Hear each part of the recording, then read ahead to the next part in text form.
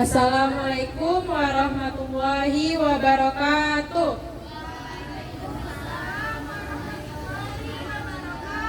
Salam kemanusiaan. Siamo. Alhamdulillahirabbil alamin, wassalatu wassalamu ala asyrafil anbiya'i wal mursalin. Amma ba'du. Pertama-tama tak lupa pula kita panjatkan kepada kehadiran Allah Subhanahu wa taala yang pada pagi hari ini kita masih diberikannya kesehatan dan juga kesempatan sehingga kita dapat berkumpul di kampus UIN Sumatera Utara yang kita cintai ini. Dan tak lupa pula selawat berangkaikan salam kita hadiahkan kepada junjungan kita Nabi besar Muhammad Sallallahu Alaihi Wasallam.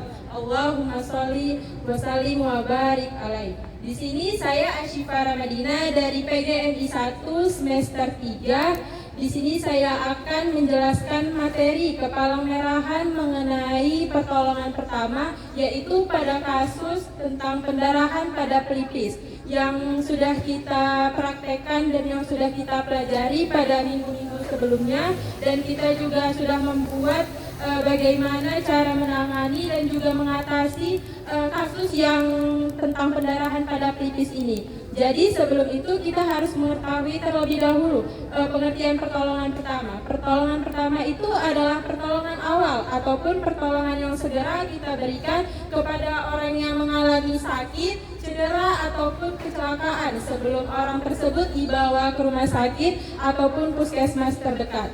Adapun tujuan dari pertolongan pertama itu sendiri, yang pertama menyelamatkan jiwa penderita, kemudian yang kedua mencegah terjadinya cacat, dan yang ketiga memberikan rasa nyaman dan proses penyembuhan pada korban tersebut. Adapun dasar-dasar dari pertolongan pertama itu sendiri ada dua.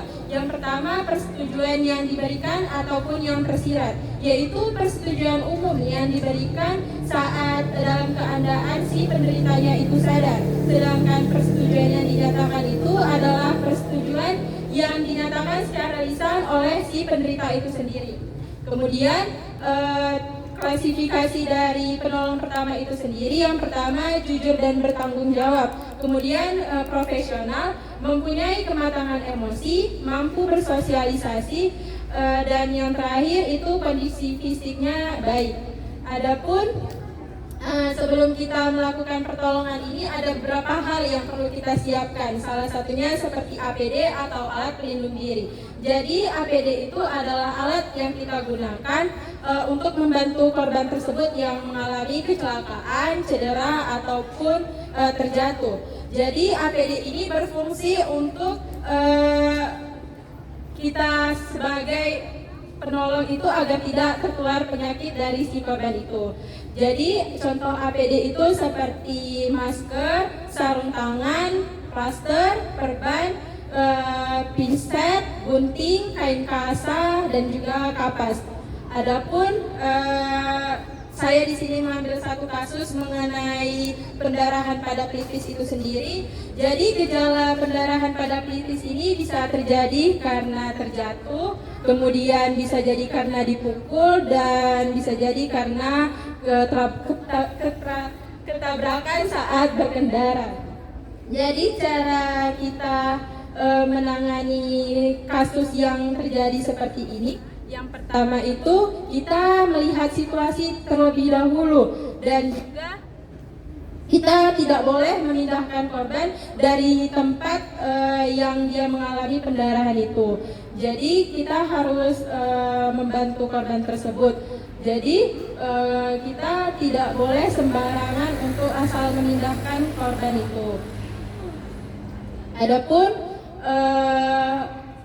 cara kita menanganinya itu seperti yang tadi, kita harus membersihkan luka tersebut menggunakan kapas yang sudah diberikan alkohol, lalu kita bersihkan luka itu pelan-pelan, kemudian kita mengambil kapas yang sudah diletakkan oleh betadin, lalu letakkan kapas tersebut di bagian pelipis yang sedang mengalami luka itu, lalu kita lilitkan menggunakan kain mitela di area sekitar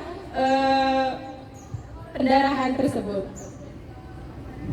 Lalu kita sebagai calon-calon guru sangat penting untuk mempelajari tentang pendarahan pada pelipis ini agar kita bisa membantu jika ada orang yang mengalami kasus seperti ini. Mungkin cukup sekian yang dapat saya sampaikan. Wabillahi taufiq wal hidayah. Wassalamualaikum warahmatullahi wabarakatuh. Salam kemanusiaan. Jamo.